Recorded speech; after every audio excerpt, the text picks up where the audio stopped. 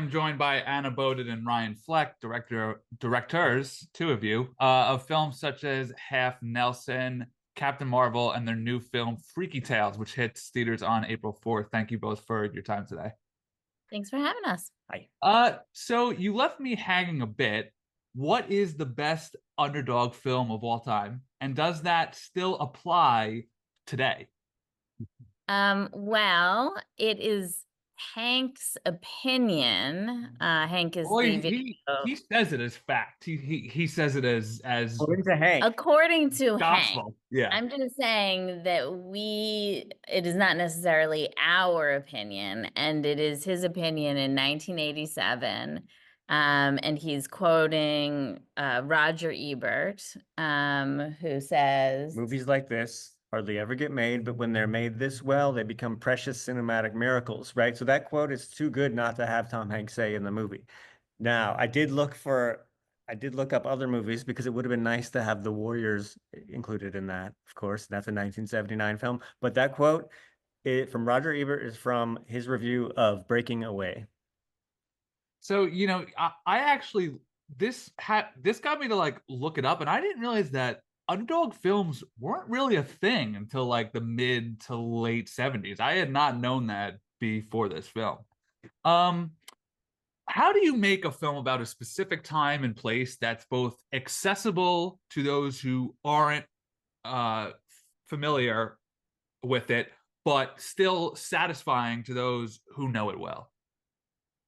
well, he knows it well, and I'm not familiar with it, or I wasn't until I grew familiar with it. So I think that's how we tried to balance it. He really, Ryan really made this love letter to his hometown that he grew up in the 1980s, and really, made it so specifically about that time and place. And when we shot it there, it was like all the crew were like, oh my God, like loved all the references, and it really, really spoke to them. But for me, it was like so much also about this like underdog triumph story of all these like East Bay underdogs who like kind of collide in these few days in 1987, and have like their chance at their chance to win, have their chance at redemption, have their chance, to have this kind of, cathartic chance to like light Nazis on fire. And so for me, that was like a universal, exciting, like fun way to spend a couple hours at the movies.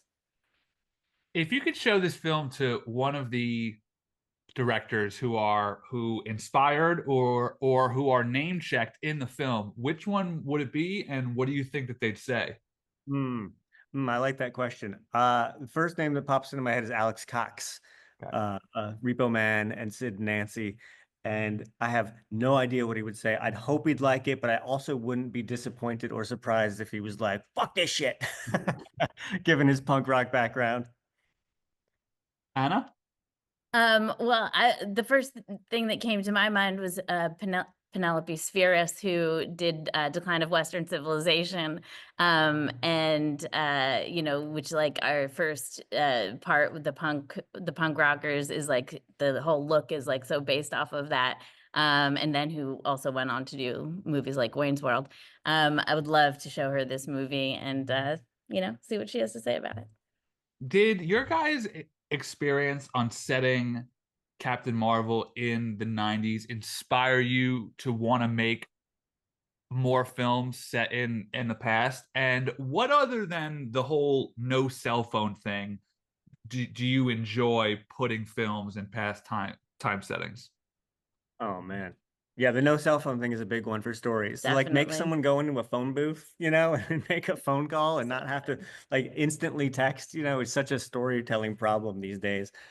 Um, but yeah, what do you I mean, there's so much fun to all that. I mean, I think just like the nostalgia factor of like the physical media, like being able to have a video store, and like that's really where like both Ryan and I had like our first kind of film education, and like we're both such film nerds, and this movie is such like a love letter to the films that we love. So, you know, that kind of thing. And also just like the clothes and like the hairstyles and just like being able to have fun with like the textures of all of that and the specificity of all of that. Well, because I had gone through your guys' films, and I think until Marvel, all of your films were set in current day times, right? And Yeah, now since you yeah, and so now since you've done back to back period pieces, so what about that experience has helped you guys grow as filmmakers? well, I was just gonna say it's much cheaper to just set things in the now because you don't have to change anything. And I think that's probably why our first early, very inexpensive films were set Also, in like today.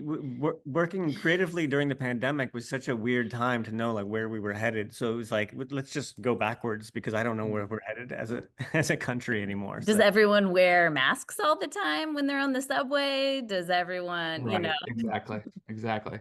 What pop culture reference in this film are you most proud of, and were there any that just missed final cut?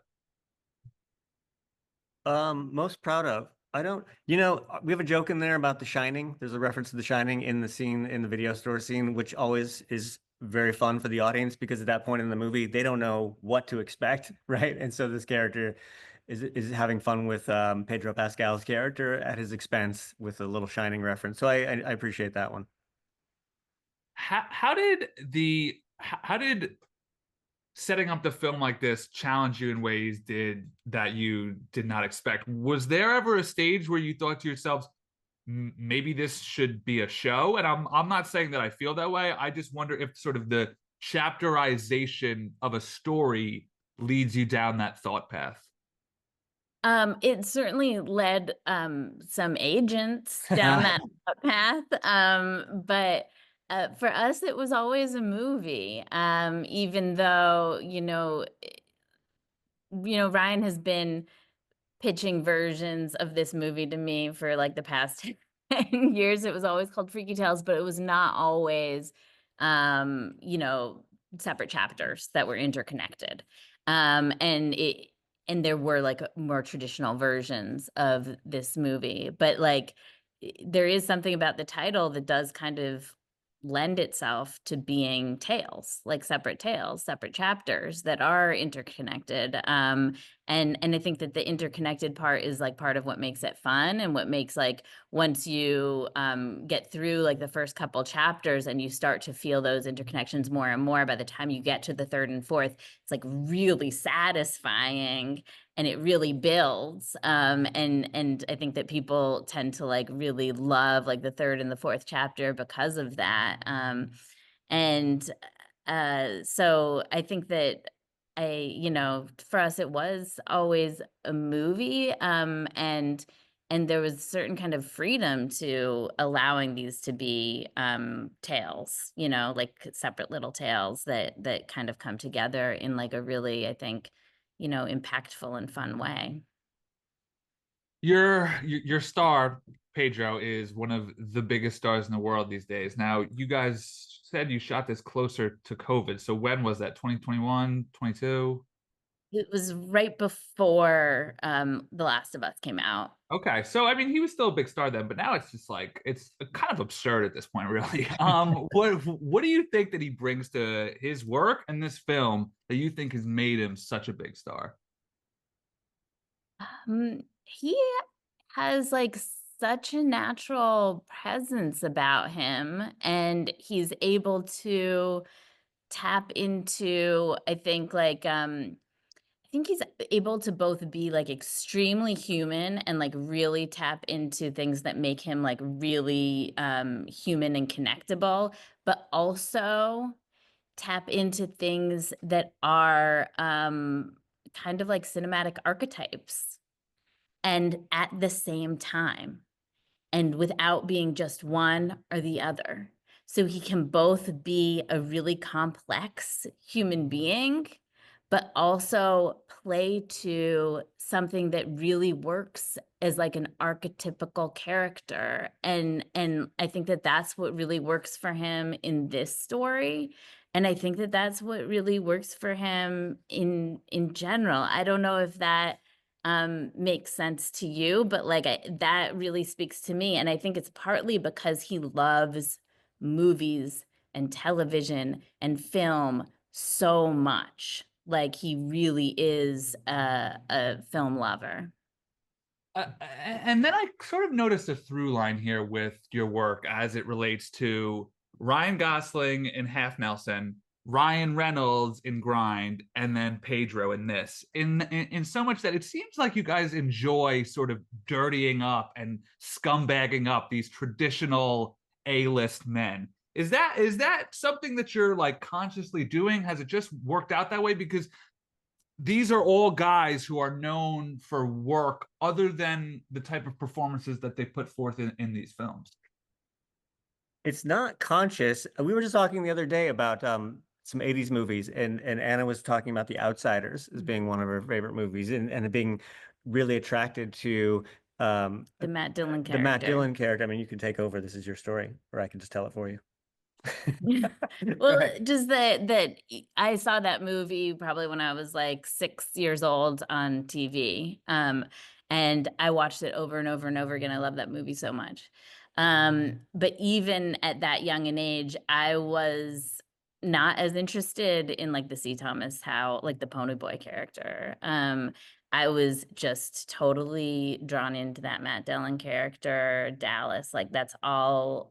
He was the one that I was obsessed with, and it's like not a surprise to me that years later, when we started making movies, we made movies about like more complicated, like hurt characters, self-destructive, messy male characters. When we started making films and writing films of our own, like those have always been the characters that I've been, you know, interested in, I guess, as a viewer, even at a very young age. Speaking of stars in your film, you guys have got Tom Hanks. Do you remember where you were when you found out he had agreed to the part and what your sort of first feelings were? Because that's like a big one, regardless of where you're at in your career. There's him agreeing to do it casually, and then there's him showing up on set. We weren't sure he was doing this movie until he literally showed up on set that day on day 2 of filming, because we worked on Masters of the Air, so we had gotten the script to him, he had produced it, and he said, "Yeah, sure, I'll do that." And that's exciting, that's cool, but that's different than actually starting to make plans to get him on an airplane to Oakland to actually be in the movie. So I literally, Anna and I had conversations. We were like, tell us when Tom Hanks gets off the plane in Oakland. Like we were still not believing it. Like literally, didn't think he was going to show up. Why? I don't know. He's Tom Hanks. He's going to do what he says he's going to do. Do it. He says he's going to do. But like we were very It's too good to be true that you can't help yourself from doubting. You guys have worked with plenty of stars, but do you ever, like, I imagine the day or two that he's on set, there's crew coming out of the rafters to watch him do his thing, like how do you sort of maintain, I'm the captain of this ship, I have to give him notes if he needs them, which I doubt, but then also this is fucking Tom Hanks here. What's that sort of like, as balancing being the filmmaker but then also the huge film fans that you guys are when you work with someone of his status? I think you just give in to being the film fan. And that's really nice to hear, because usually when I ask that, I get I try to block it out. A job is a job, but I think to myself, like, come on. I think it's more what you're saying, Anna. We were all tickled. It was like there was nobody there. Like you're right. We were rehearsing in the morning, and like you do it privately, and then you bring the crew in so that they can see the rehearsal. That's standard movie behavior. But there were a lot more people watching that rehearsal than needed to be there. That day. And also there was a standing ovation after the blocking rehearsal, which is not normal. But it was day 2, so I'm like, all right, can we keep this going for the rest of the shoot? Like, can we get standing ovations after every block and rehearsal? Yeah. That would be nice. No, it You thinned know, out. the scene works great. I'm sure it would have been great regardless, but Tom Hanks comes in and it's just like you realize why he's Tom Hanks, just in that one scene. Guys, this film was really, really fun. I've been following your work for 15 years now. Congrats on all your success. Freaky Tales in theaters April 4th. Thank you again.